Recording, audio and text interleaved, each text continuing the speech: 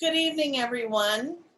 I'm Heidi Ferguson. This is Fadesta Ramsey, and we are Cocktails and Pajamas. So tonight, Fadesta, in honor of her motherland, has the background of Afghanistan posted. And I'm just looking at the lovely mountains and the green and the looks like it's interesting because it looks like the landscape is full of a lot of things. So we have mountains, we have greenery, we have city, and I'm just really appreciating it. And my background, I think, is French Polynesian, although I don't know where it is and I don't really care where it is. I just know that I want to be there. So tonight, we are coming to you with episode 42 of this podcast, and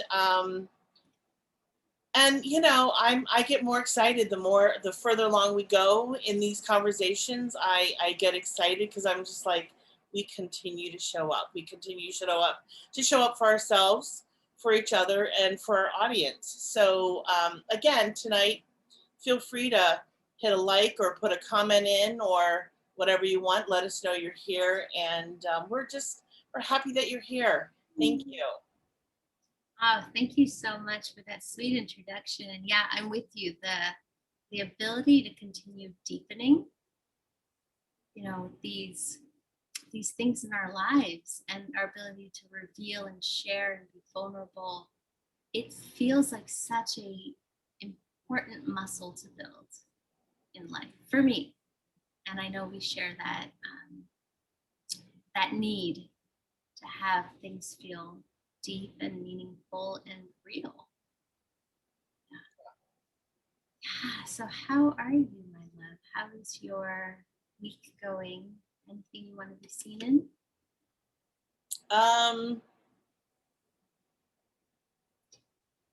So you know how we often joke, I just want a day where I don't grow? Yes. Can I just pause the fucking growth opportunities for like a Saturday? Seriously. Oh my gosh. Nope.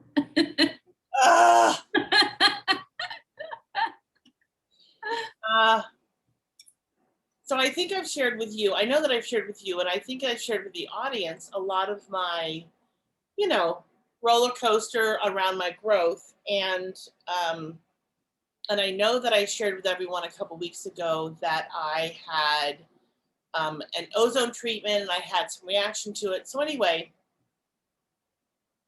things have kind of been status quo and kind of moving along, right? So I have a treatment yesterday and my knee starts to swell, just like real, like bigger than it's ever swelled before. Like bigger than your head? Probably maybe about a third, maybe about 2/3 the size of my head, really big. And I'm looking at my other knee because in my head I'm going, wait a minute, is this my imagination? Because this can't, like, why is this happening?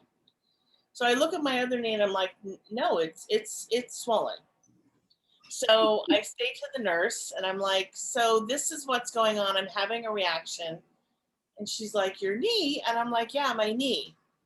So anyway, I'm not going to go into all the details, but the my doctor's wife, who is, half of the practice and has her own patients and whatnot, she's a really interesting person. I mean that in a good way. She's so knowledgeable about a lot of things, and she's highly sensitive and highly intuitive, which I love. So she comes in the room and she's asked me a bunch of questions, and I'm just like, okay. I hadn't thought about that. I hadn't thought about that. I hadn't thought about that. And but as I'm speaking my language, I know that she's getting me and she's speaking her language and I'm getting her. So it's very, it's simpatico for sure. And but I'm also hearing things that I'm just like, have you been tested for Lyme? Do you know if you are living with mold? Like all this stuff. And I'm just like, no. And then yes. So anyway, you know, what ozone does is it it activates things that are often hidden in the body. So it's not a bad thing. It actually kind of disrupts things. It doesn't harm anything. It again just kind of brings things to the surface. And and as this is all happening, I'm just like, what? Like, no, no. I've done enough growing in the last 10 days. I just want a day off. I want to have a treatment. I want to get in and out of here, you know.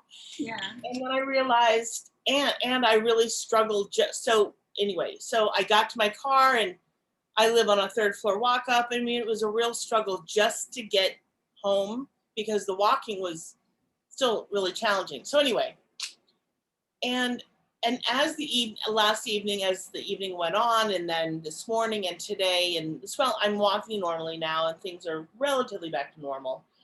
I realized that this this time of growth that I'm going through right now, this chapter, feels like it's a really long chapter, but a really important chapter. And so the layers are much deeper than I could have imagined that they would be. And I'm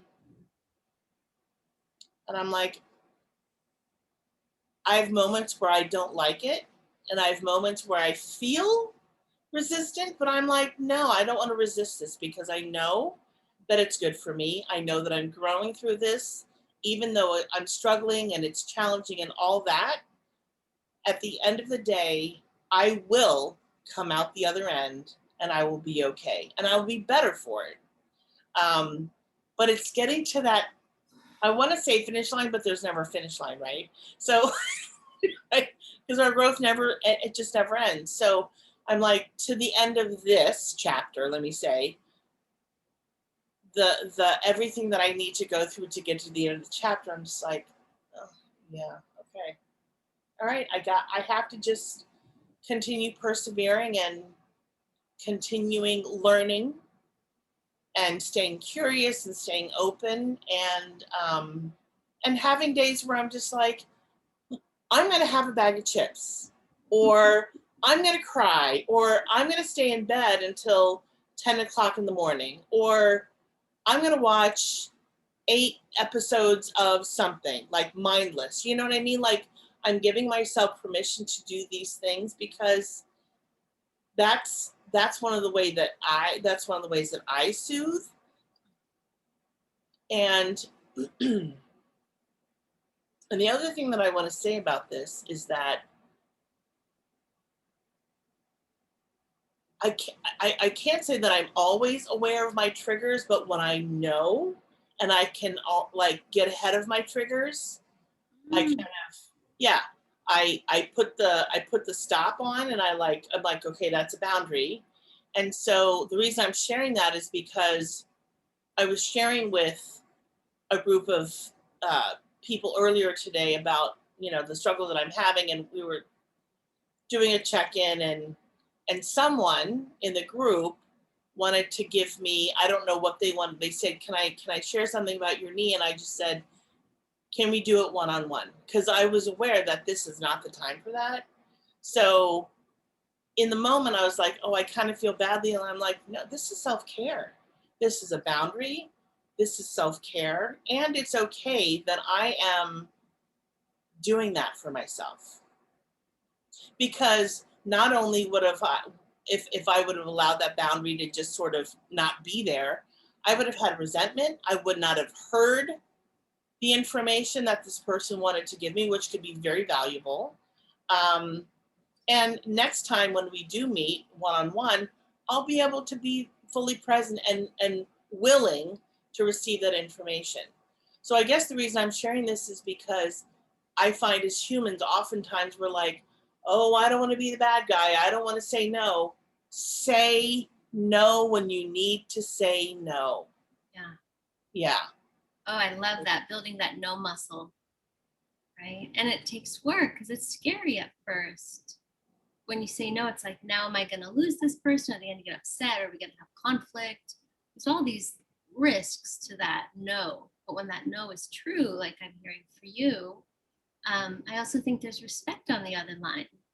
Someone goes, oh, I almost just sort of kind of threw something out there, and they said, hey, I want to do that validly, on a personal call. Yeah. And I'm also hearing that you're having some intravenous shadow work happening, which I get, because like there's like the detox of it, right? If things are being brought into balance and health, some things have to go. Yes. And so I was like, gosh, that's like shadow work in an IV, man. That can suck. Right. Right. Right. And we don't know where our shadows are going to show up. Yeah. And then the other piece, which I love you sharing, is this place of like self-soothing, in psychology, it's like auto-regulating. It's like the things that are easy to do to self-soothe, which I think we all need to know. Sometimes self-regulating is like, I'm going to sit here, I'm going to feel the feelings, I'm going to journal, right? But then there's auto-regulating, which is like, you know what? This movie is a feel-good movie for me. I watch it every time I have the flu. It automatically puts me into the Christmas spirit and into like a rom-com spirit. And like, I'm going to gift myself this kind of regulating, because that replenishment means I can get up and kick ass tomorrow. And I think a lot of people don't know how to rest without guilt. So I appreciate you modeling that that's actually productive and proactive and true replenishment. People like think that's being lazy and miss the whole boat about gathering your energy back by doing it. So yeah, a lot of juiciness in that share. Thank you. Thanks. And so, I also feel that part that's like, motherfucker, I'm already dealing with stuff. Yeah. Yeah. And as HSPs, we really know when that kind of stuff's going on. We're just like, another one, really? And so when I say that, I often wonder, so those who aren't as in tune with themselves, what might they be missing?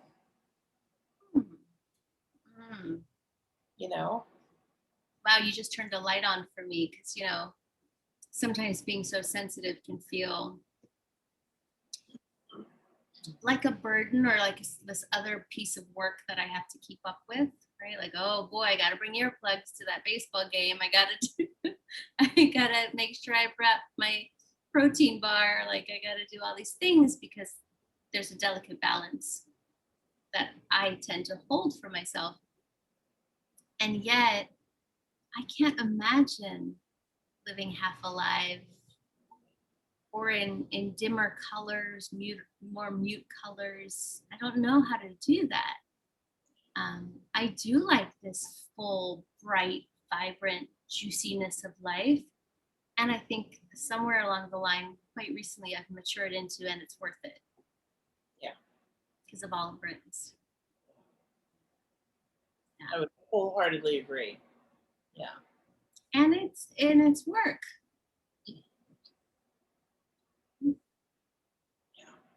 But I also wonder if we all had these kind of needs and then were conditioned out of them. I don't know. They say like HSPs are a certain percentage of the population and other people aren't as sensitive. But I'm always like, how does that contribute? Like, how does that attribute to like the conditioning?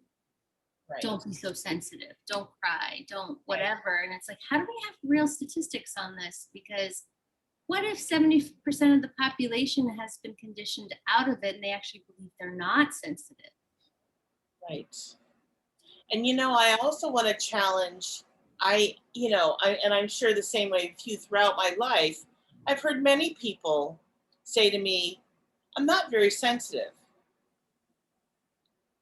And I'm like, and what I find interesting is that as I hear them speak and I'm around them and and I'm aware of their empathy and their compassion and how much in tune they are with everything, I'm going, actually, you're quite sensitive. You know what's going on. You feel the energy. And so, like you said, are people being conditioned out of it, to be shamed from it, to feel badly for feeling or whatever. And that makes me feel sad if that's what's happening. And I have a feeling that it is. That makes me feel so sad, because I'm guessing that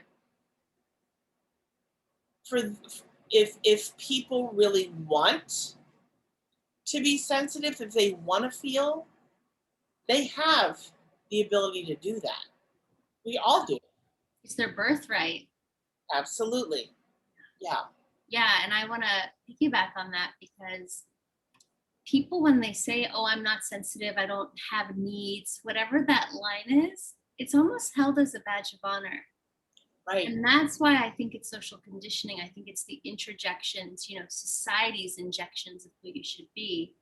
Because everyone I've worked with, man or woman, introvert, extrovert, all the things, when they do the work to get to their true core essence, they are deeply sensitive humans. Even if they've put on an extroverted, peacocking, bravado, nothing bothers me layer, Right. or my favorite, the stoic island, I'm good, I don't need anyone layer.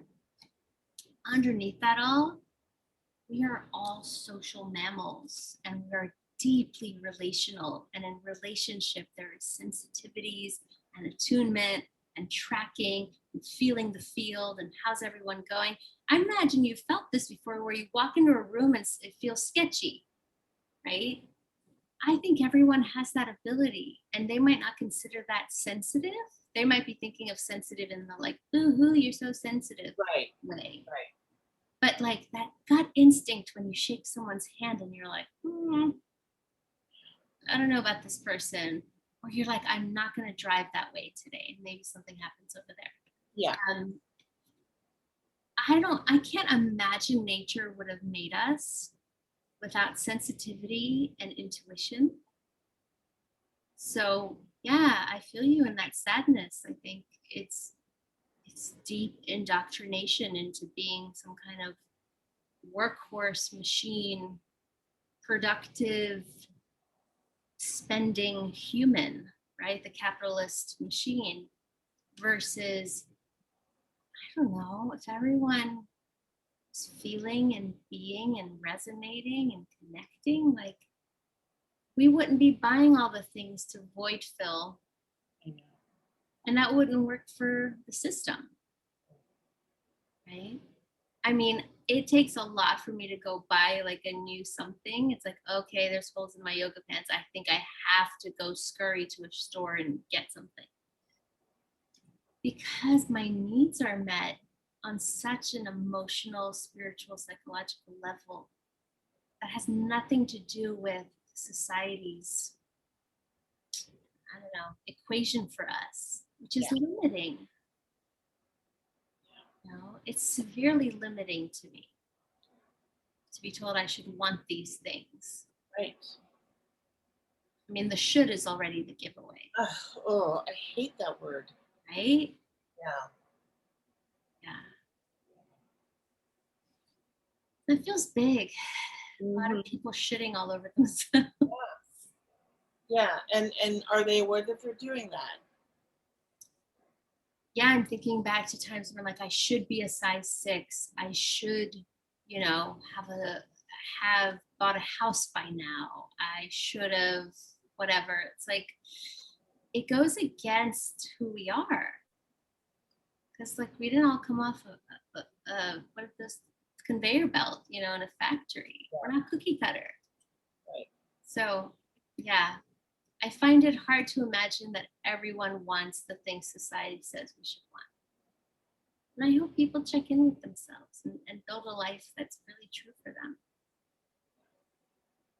Even if you're on the fringes, man, that's where the fun is. even if you're on the fringes. Yeah. Hmm.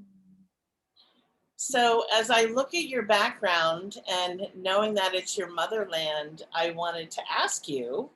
I know that we've checked in a few times the last several days, and um, you're feeling a little bit better. But I was wondering if you wanted to share anything about your experience and how you're doing,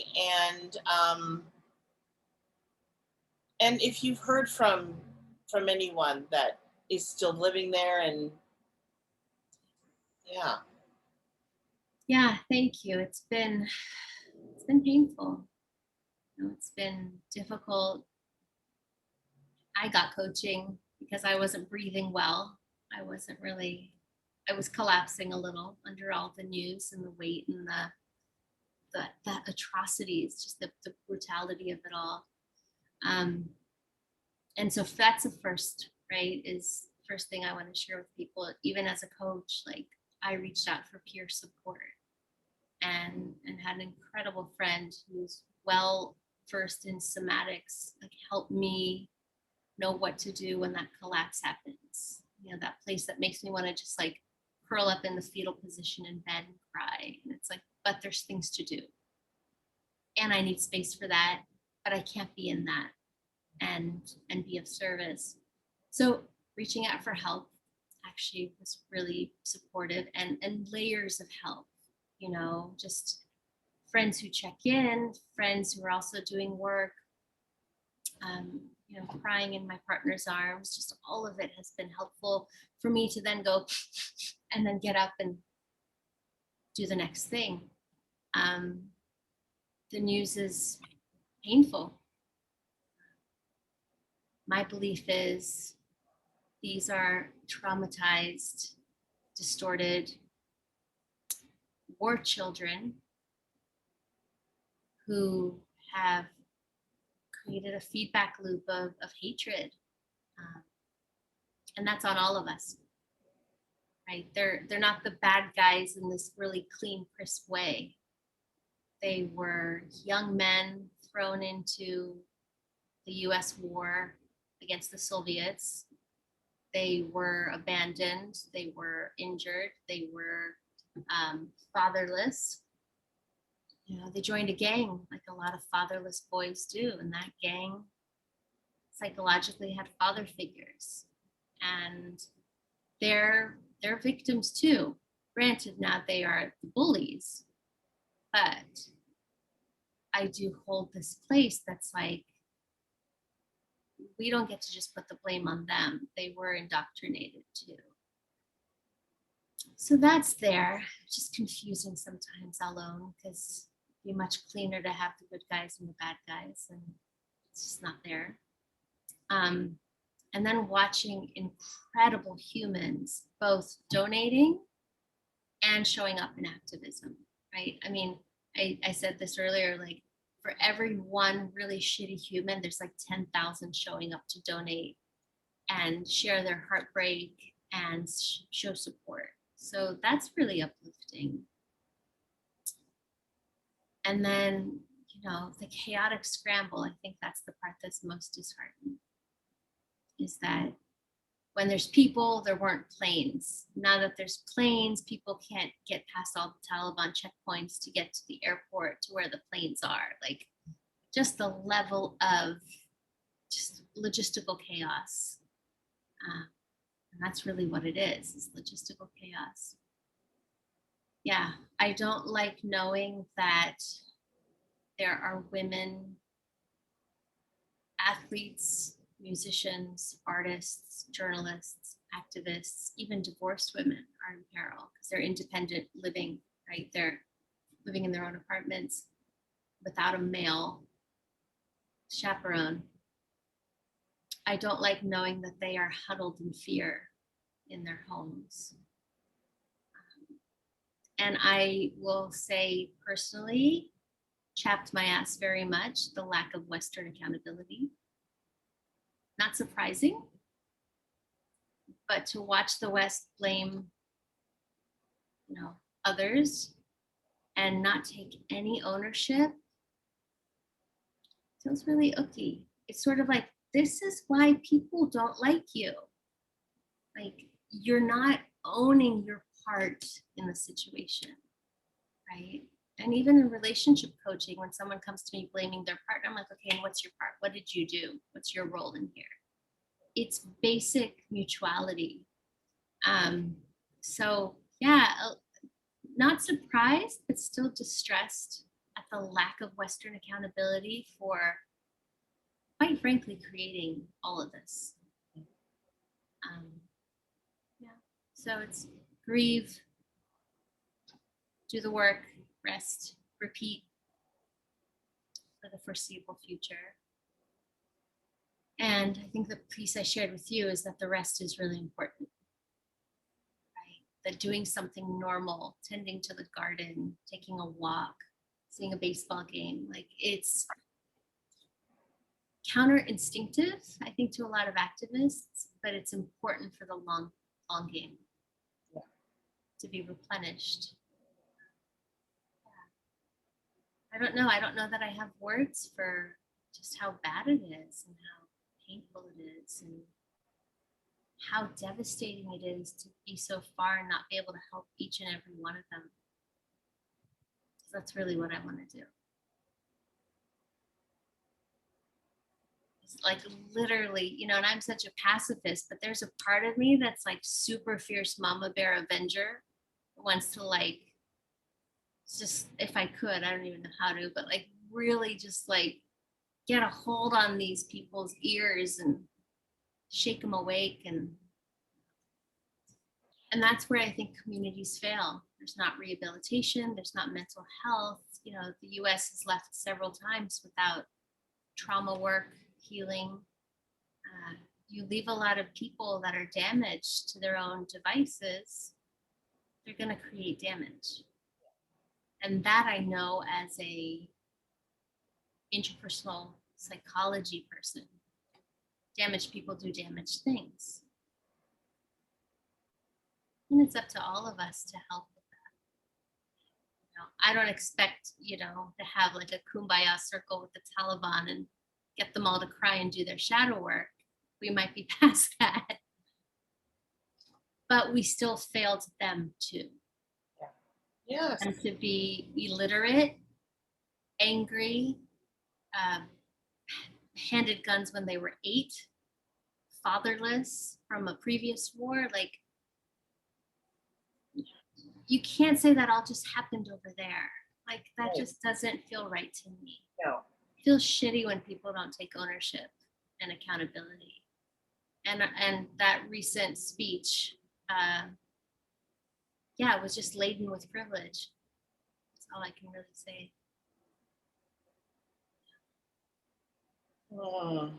Which brings me to how wonderful ownership is.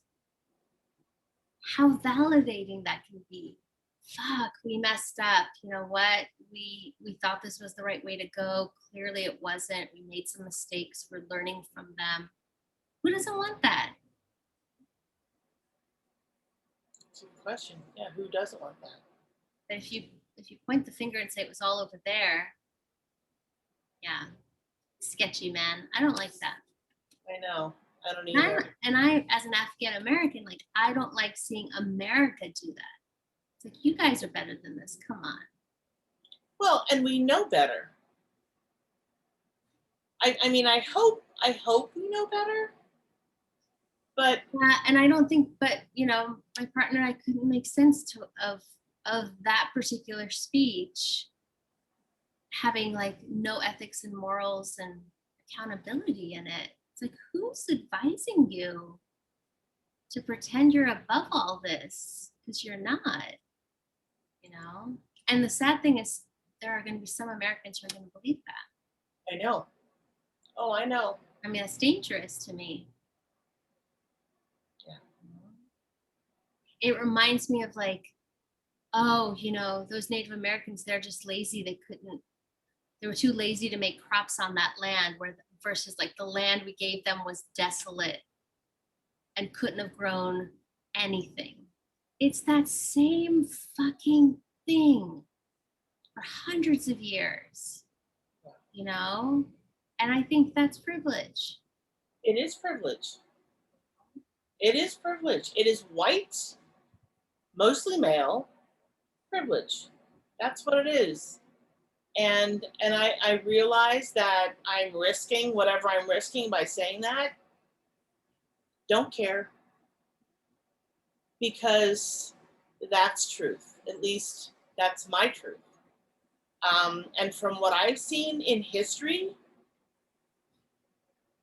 that continues to show up. It fits.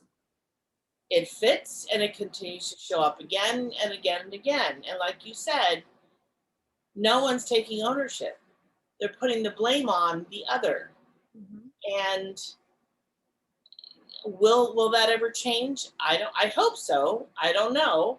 But the pattern that we're in, it doesn't seem like that's ever going to change. Yeah, this has me feeling like a juicy leaning into this concept of, I dare say, the patriarchy as a mindset. Right. I know. And Wow, we're going there. this place that's like, I'm at the top of the food chain, I'm above all this, versus I'm part of an ecosystem that I impact and affect. Right. And I'm just like, where does that come from? How do you not know that this is co-created? And maybe I'm asking the wrong question. I mean, maybe it's more of a spiritual question, right? I impact others. I co-create the experience. That's my belief system. I think people are afraid to face the shame and the helplessness of owning like fuck ups. Oh yeah. And the patriarchy, or whatever you want to call it, is celebrated for like pretending they're awesome. And above it all. Yeah. And it's like actually given like a hall pass. Yes. That I don't think as a woman of color I would get. I don't think as a woman you would get. Not as a woman. As a hall pass. No. No. Right, I agree. I mean, yeah, it's just something I want to dig into a little bit, to be honest. Got my little like chisel out. Like, what is this place that it feels like the shadow of entitlement? You've been told you're special and above it all and entitled, and you somehow drank that Kool-Aid. And now you actually don't think you're equal to other people, and therefore you behave in certain ways that are, you know, displaying that. Does that land? I know I'm getting into it, but I'm fired up. You know you're fired up. And yes, it lands. And I'm just going to listen for a moment. Yeah. I'm unpacking it. This is totally stream of consciousness, but it's just a feeling I've had as a woman in this life. You know, it's like the male principal who makes the decisions, or the congressman who decides about our bodies, or the legislation that decides whether we get coverage for birth control. Or it's just like, where did you get the idea you get to police me? Right. You know, or speak for me. Yeah. Haven't even met me, like all of that. Yeah. And I think I'm fired up because on the other side, you know, I'm looking at the Taliban, and it's like, where do you think you can impose your beliefs on other people? There's 100 million Afghans who want to live in freedom. And you've decided you're going to impose extreme laws on them? Like, who do you think you are? I think that's where I'm feeling it. Yeah. Whichever side you want to look at, right? Because it's patriarchy no matter what. It's like, who the fuck do you think you are? Right. To police anyone. Right.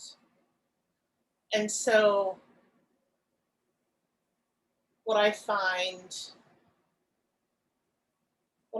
fascinating and also frustration inducing and anger inducing is when we, as females, as women, we make the choice to rise up and speak up and say something.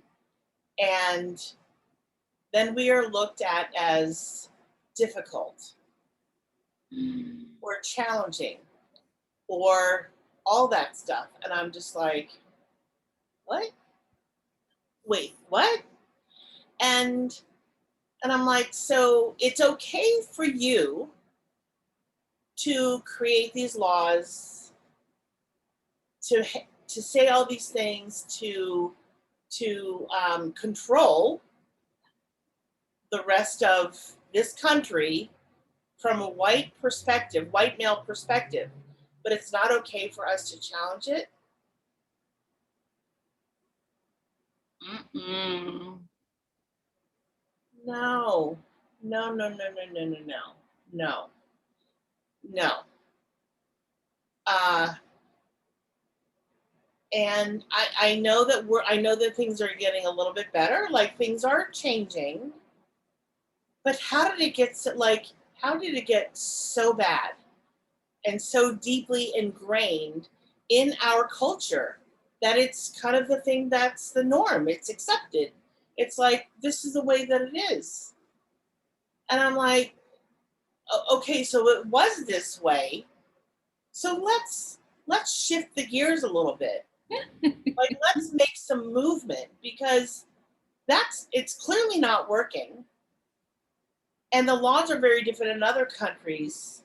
And I'm strictly talking about birth control and abortion and pro-life, pro-choice, all that. Okay, so because they are educating and doing real good sex education in school and providing birth control, the abortion rates have dropped, the pregnancy rates have dropped.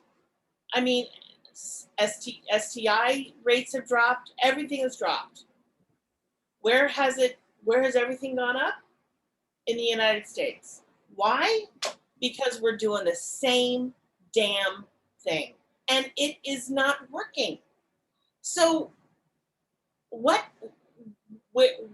happening? Where's the loophole? Like, where's the hole in the fabric that we're like, okay, we need to patch. Not only do we need to patch that up, but we need to re-educate people and look at things very differently, because not only are we in 2021, but we have a very different generation of people, new generation, younger generation that is way more savvy about what is going on in the world just in general.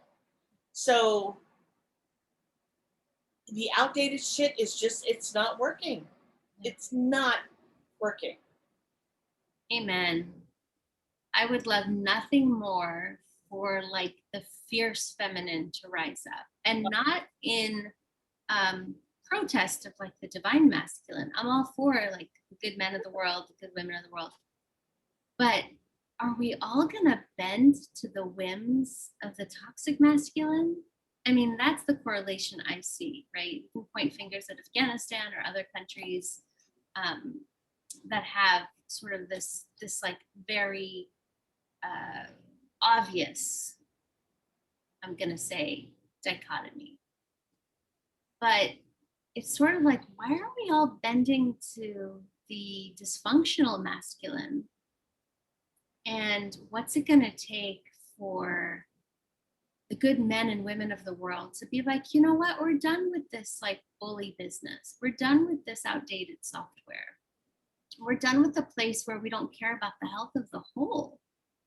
I mean, I think when you say, you know, like in terms of like, it's not working for 99% of us, and the people that hold power, it is working for them. Right. In a weird kind of way, because they believe in separation. So if they win and everyone else loses, they're okay with it. Right. So it's like an ethos issue to me, because it's like, if I believe that we're all interconnected, there's no way in hell I'd be okay with me winning and you losing. Me getting $1 million and you living in poverty. Me getting an education and you not having that access. Like, Yeah. It's almost like the bigger piece beyond the patriarchy and the entitlement is this, why do you really think we're separate? We're all spinning around on this big blue ball in outer space, you guys. Like, this is it. Right. You know, borders are man-made, countries are man-made, cultures are man-made. And at the end of the day, we actually are all in this together. Yeah. Feels like a lot. Sometimes it's like I don't know what to untangle first, but I still appreciate being able to unpack a little bit of it with you. Yeah, me too. Me too. And I want to say one more thing about birth control. You know, I still, for some people it's very expensive, right? Like, you know, and they anyway. And so what is so fascinating and ironic and crazy making, I guess, is that Viagra is plentiful. They make it available for a lot of people. And I'm like, so he's having a hard time having an erection or whatever his issue is. Yeah. And not only that, but he's also going to spread his seed to maybe this woman over here who's trying to not get pregnant, and yet you're making it hard for her to protect herself from getting pregnant by not making birth control available. It makes zero sense. Who's not listening? Who needs a sit down and an I like that. Who needs a sit down? Because we can have a sit down. I will have it. Vanessa and I will have the sit down with you.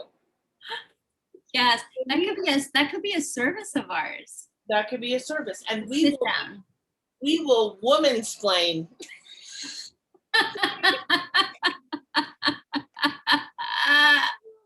We will woman-splain to you what that means, what it is, what you don't understand. Right. It's really not a hard concept. Yeah. But it feels like the wires are crossed or something. Again, it's a prioritizing of the masculine, right? Oh my gosh, you really deserve your erection. That would be such a shame.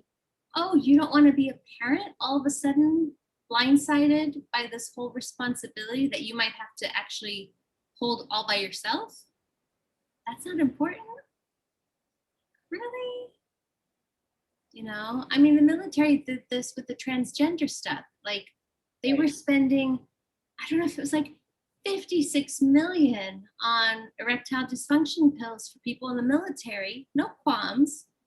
The 2 to 10 million that was going to require to make sure that transgender people were not suffering, for lack of a better word, overseas, you know, and remaining in the whatever transition phase they were in, it was not even like 1/5 of the cost. And they were like, nope, we can't do that. And it's like, please don't feign budget when it's your weird ass values around this. Like, just call it out. I don't feel comfortable with transgenders, but I want everyone to have an erection. That's okay.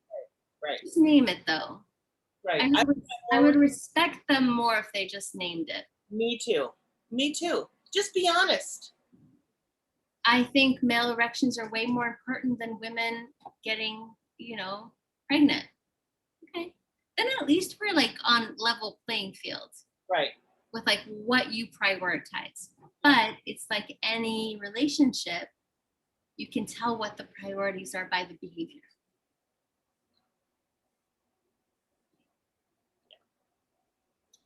So yeah, and it speaks to the whole point of more women being in leadership. Because if 90% of leadership is old, cranky ass white men, how are they going to know what I need or you need or a Latina woman needs or a woman of African ancestry needs? Like, how are they going to know what a female human needs? Right? Like all of it. And I'm at the point where it's like, we've tried your way for 2,000 years or so. You guys don't seem to be growing much as it relates to like up leveling. Maybe you let us help. That's where I have been, has been very fierce love that protects the health of the whole. Yeah. It says, like, this isn't okay. None of this is okay. Kids not knowing where their next meal is coming from in America, not okay. Okay. You spending 5.5 billion to go to space so you can see all the homeless people on your way back, not okay. You know, just all these ways that, and I hold knowing that we're complicit too. When we order from Amazon, when we do the convenient thing, like I get it. Yeah. But there's such a disparity. It's mind-boggling. Yeah. I kind of get why people are medicating and unhappy and Yep. and struggling. Yeah. To look at the reality is really hard and painful and challenging. And so it does make sense that people are numbing in whatever way they're numbing. Yeah. I had a really great piece of advice. I don't know if it was Nicholas Kristof or another activist who I was like, oh my God, like all these things are on fire, right? Like there's so many things going on. Like, where do we put our attention? And I remember him saying, put your attention where you are most passionate and let other people do the same, right? So if someone's super passionate about getting plastic out of the ocean, and I'm super passionate about people communicating better and there being more peace, like it was so relieving to hear that, because it's like, is it wildfires? Is it plastic out of the ocean? Is it immigration? Is it this? And that to me is the advice I just want to pass on to people if they're in that, what do I do? Where do I take my bucket of water to?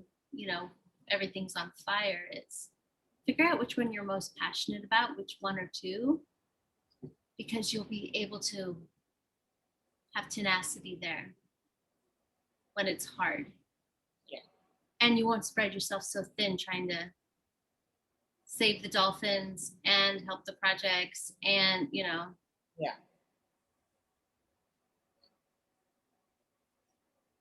It's a lot being human right now. I just want to say that for anyone out there in our audience who's like, man, I'm having a hard day. Like, we thought it was a lot to worry about a pandemic, and then we're facing the climate change, and we're, you know, like, and then the day-to-day stuff. Like, everyone's carrying enormous baskets full of stuff.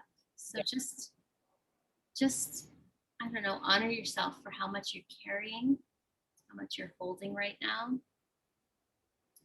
It's probably a lot, unless you're like 2.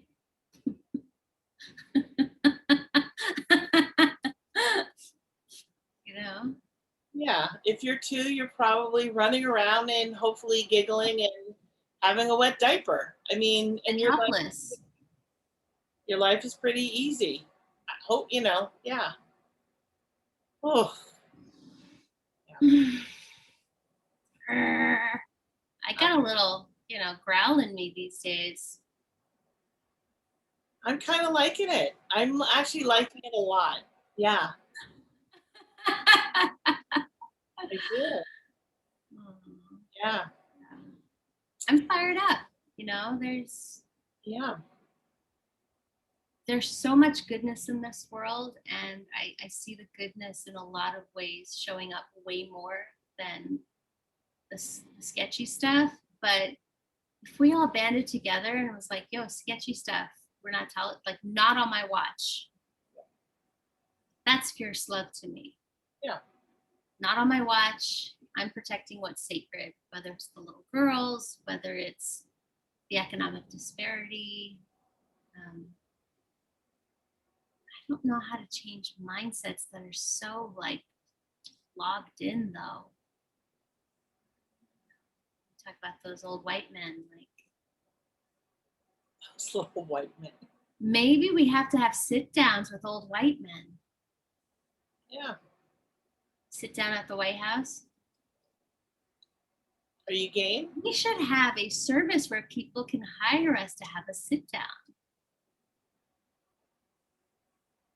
I wonder if they can nominate people. Would that be too much? Nominate people for what? For the sit down. Oh, for the sit down. Huh. It's a thought. That's provocative. It's very provocative. It's like people have birthday telegrams. We just have sit downs. Yeah, sit downs, yeah. So I'm going to say, so anyway, as a nice segment. That's a nice segue, yeah.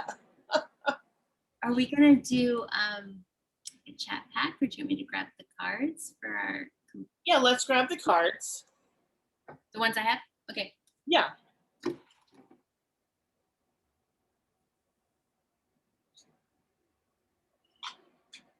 Yeah, and I know we started a little late, so I'm just curious if there's anything else that feels important. Yeah, I want to give a shout out. Before tonight's podcast, Fedesta did a presentation, I guess you would call it, like a Q&A presentation on another platform, and there was a woman, and I was a guest, and there was another woman who was there, and she said she watches our podcast. Her name is Bethany. I wanted to give a shout out. I'm over the moon and thrilled to meet someone. I want to say meet one of our fans. I was just like, it's just really an honor to know that. And this is real. Like, I am truly honored to know. I mean, I see the numbers. I see, 35, 39, whatever, maybe a little bit more. But then just when someone shows up and say, hey, I watch your podcast. I love it. I love seeing. I'm just like, really? That means so much. I know it does, and it tickles me to just even see you in sharing that, because we have been doing this without necessarily a live audience. Maybe that'll be subject to change, with sponsorship, maybe. But to actually meet someone who's on the journey with us, yeah, it's really extraordinary. It really is, and exciting. Like I felt like a little giddy kid. I was like, oh my gosh, really? Makes me so happy. I love it. Just you wait. I feel like there's bigger things coming. Yes, I think so too. Let's put that energy out there. And and so let's say it again that we are looking for sponsorship. Whoever wants to, get in touch and show up and let us know that you want to be a part of that, we would love that and appreciate that. Contact one of us. We're on Facebook, and that'd be great. And I think it's safe to say, and feel free to push back, like we'd be down to go on the digital road onto someone else's platform. Oh yes, absolutely. Yeah. Right? Like sort of the tour bus digital format of like, yeah, we'll come to your town, we'll come to your podcast, we'll bring what we're doing to that. I mean, I think that would be super fun just to. It'd be a lot of fun. Yeah. Thank you for that. Yeah, and thank you to everyone who's watching and who's responding and commenting and resonating, and your energy, your spirit, your inclusion and ability to communicate with us really has us feeling supported and connected to you. So thank you for showing up for really the kind of world we're wanting to model. And showing up with your hearts. Amen. Yeah. Amen. Okay. Yeah. Okay. Glad it wasn't a physical one. What is beautiful about our connection? Oh, what is beautiful about our connection?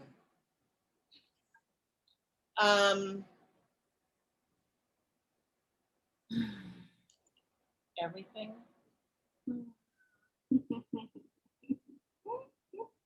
For me, it's everything. And I feel every time we get on Zoom together, I feel this kinship, and I feel this bubbly, girly laughter, kind of like I get to play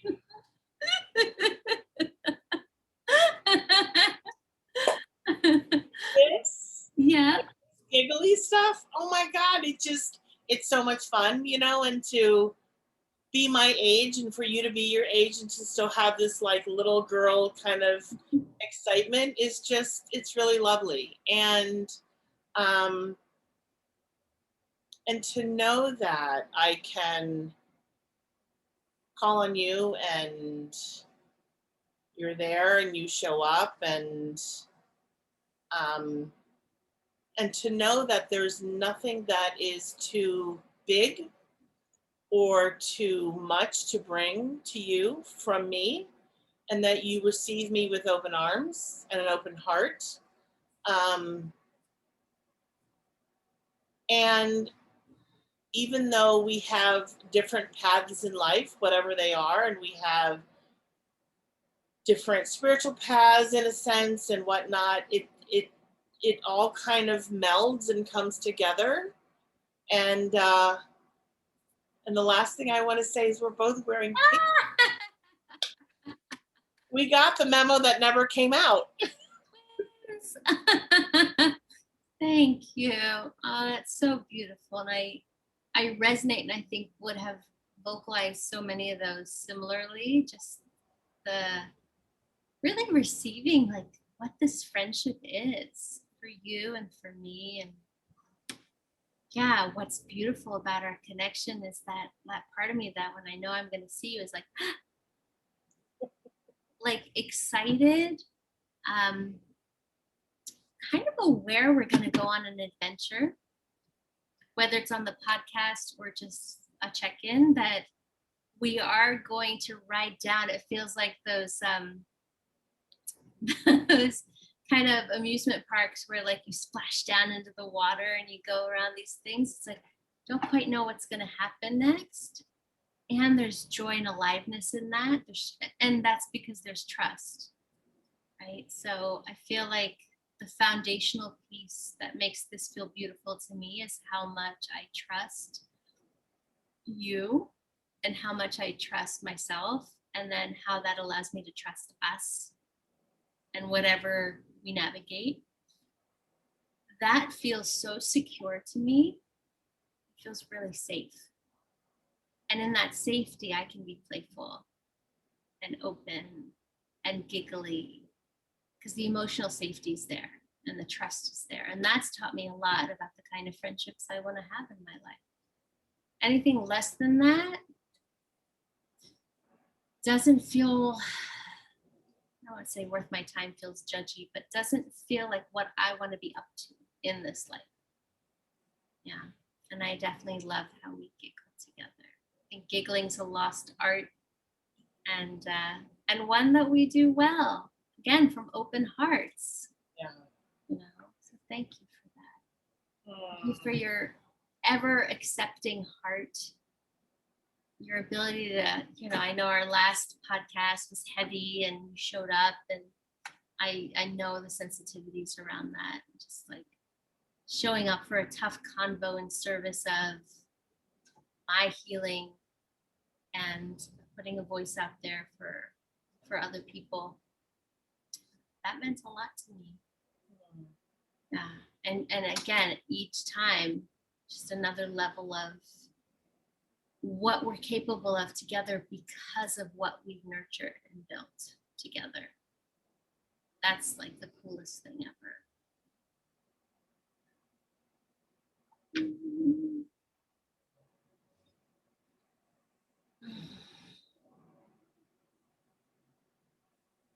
Thank you, my friend.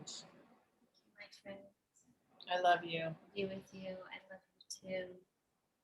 And thank you everyone who is hanging out and just taking in whatever you're meant to receive and whatever is meant to come your way.